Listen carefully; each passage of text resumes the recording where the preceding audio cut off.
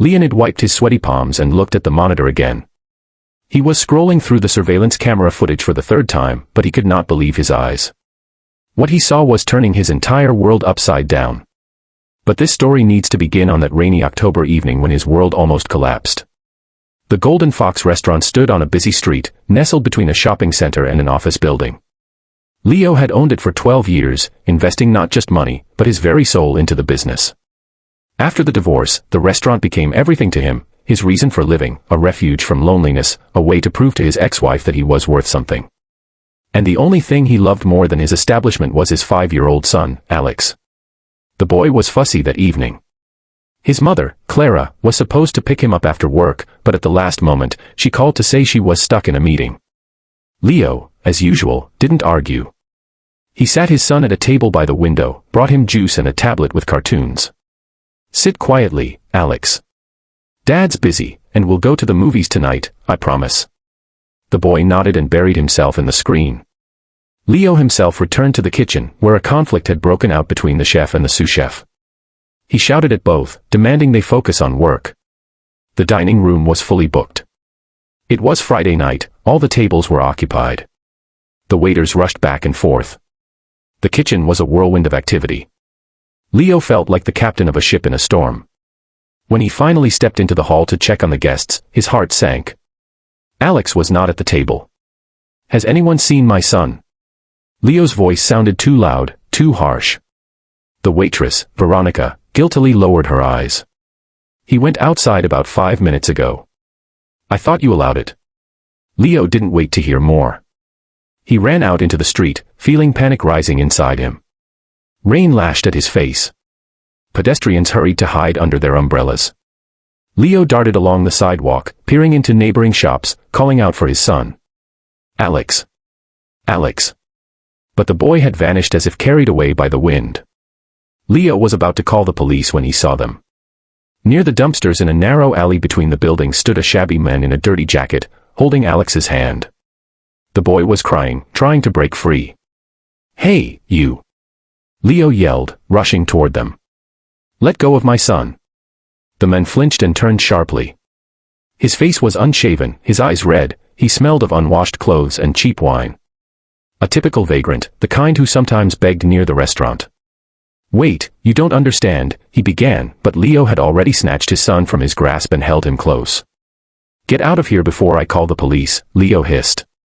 "But I pulled him away from the car," the man tried to explain, but Leo wasn't listening. He turned and carried the sobbing Alex back to the restaurant, his heart pounding. What a nightmare. Anything could have happened. He imagined the worst and felt a chill of fear. The next day, Leo could not calm down. He replayed the previous evening in his head, berating himself for his inattention. Clara, when she found out what had happened, launched into a tirade over the phone. "I knew it. Your restaurant is more important to you than your own child. Next time, I'll sue for full custody." Leo didn't argue. He blamed himself, but something else nagged at him. The words of that homeless man, "I pulled him away from the car." Those words stuck in his head. Leo tried to question Alex, but the boy couldn't really explain. He only said that he had run outside to look at a big dog, and then the uncle had scared him. By the afternoon, Leo couldn't stand it any longer. He called the security company and asked for the footage from the external cameras from the previous evening. He had installed the cameras a year ago after a series of thefts in the area but had never reviewed the recordings before. The files arrived within an hour. Leo sat down in his office, poured himself a cognac, and started the video. At first, everything was as he remembered. There was Alex leaving the restaurant, looking around. There he was, walking on the sidewalk, searching for something. No dog was visible, but the boy was clearly captivated. Then he stepped off the curb right onto the roadway. And then Leo saw it. From around the corner, a black Jeep with its headlights off sped out at a frantic pace, heading straight for Alex without slowing down. A split second remained before impact. Leo closed his eyes, unable to watch what was about to happen, but the collision never came. That very figure appeared out of nowhere. The ragged man. He leaped out and literally snatched Alex from the road, pushing him against the wall of a building. The Jeep whizzed past, knocking over a trash can. The man fell, clearly hitting the concrete edge of the sidewalk, but got up immediately, checking to see if the boy was hurt. Alex was crying, and the men tried to calm him down, leading him to safety, precisely to the spot where Leo had found them. The recording ended. Leo sat motionless, staring at the blank screen. His hands trembled, his throat was dry. That homeless man had not kidnapped his son. He had saved his life. And he, Leo, had accused him, shouted at him, driven him away like a dog. "How could I be so wrong?" he whispered.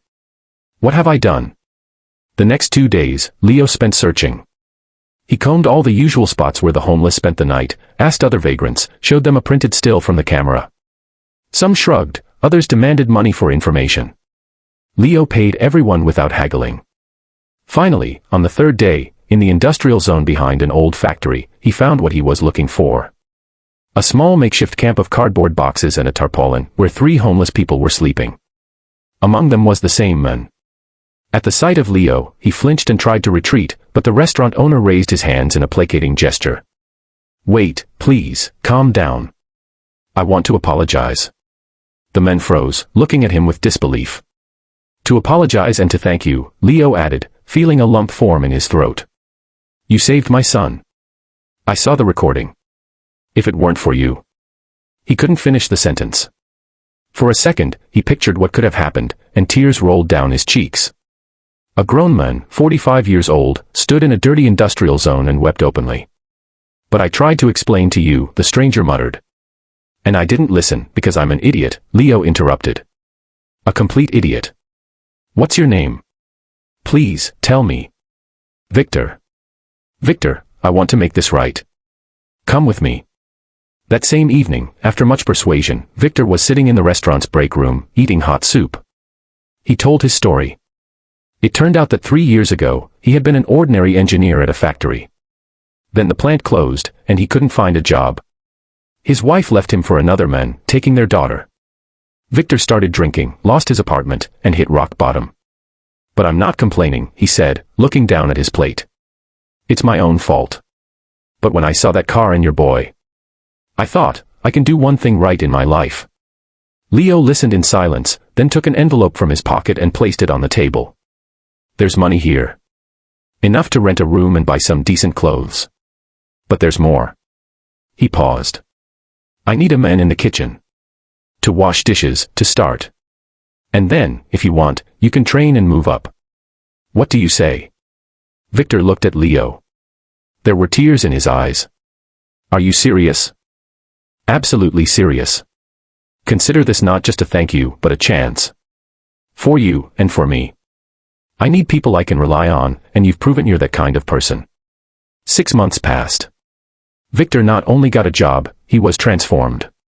He stopped drinking, trimmed his hair and beard, and bought decent clothes. He started by washing dishes, then moved up to be the chef's assistant. He worked with such dedication, as if making up for all the lost years.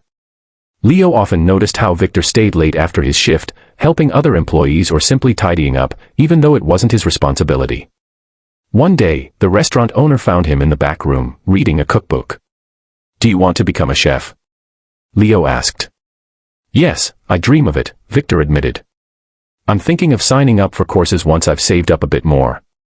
"I'll pay for the courses," said Leo. "But on one condition. When you get your diploma and become a cook, help someone else the way I helped you. Pass this chance along." Victor smiled. For the first time in all these months, Leo saw his real, sincere smile. "I promise I will," he replied. A week later, something happened that Leo never expected. A woman in her 40s came to the restaurant with a teenage girl. They asked to see Victor. When he came out of the kitchen, the woman gasped, and the girl rushed to him, shouting, "Daddy!" It was his former family. His wife admitted through tears that she had been looking for him all this time, that she regretted the separation, that her new husband had turned out to be a tyrant from whom she had to escape. Having seen the missing person notice for Victor that Leo had placed in the local newspaper, she decided to try and find him. Leo stood to the side and watched the family reunion, feeling a warmth spread through his chest. Perhaps this was the meaning he had been searching for all along. Not money, not a successful restaurant, but the ability to change someone's life for the better. Victor hugged his daughter, stroked her head, and whispered something. The girl was crying and laughing. His ex-wife stood nearby, hesitant to approach, but hope, timid yet alive, shone in her eyes. I don't drink anymore, Victor said, looking at her. I've been working here for 6 months. An honest job. I believe you, she whispered. Look, I understand everything now. Katie and we'd like to try again. If you'll have us. Leo quietly left the room, leaving them alone. He had tears in his own eyes. He took out his phone and dialed Clara's number. Hello, came his ex-wife's surprised voice. Clara, it's me. I wanted to say. Leo fell silent, choosing his words. I mean, you were right. I really did forget what was most important. But I understand now. Look, let's start over. Not as husband and wife, no. Just as parents. As people who should be there for their son, together. Silence lingered on the other end of the line, and then he heard a soft sob. Leo. I've waited so long for you to say that. That evening, after everyone had left, Leo sat in the empty dining room with a glass of whiskey. On the table in front of him was a photograph of Alex. The boy was smiling, hugging a teddy bear. You know, Leo whispered, something terrible almost happened. But because of it, I met a man who reminded me what matters most in life. Everyone deserves a second chance. Everyone can change.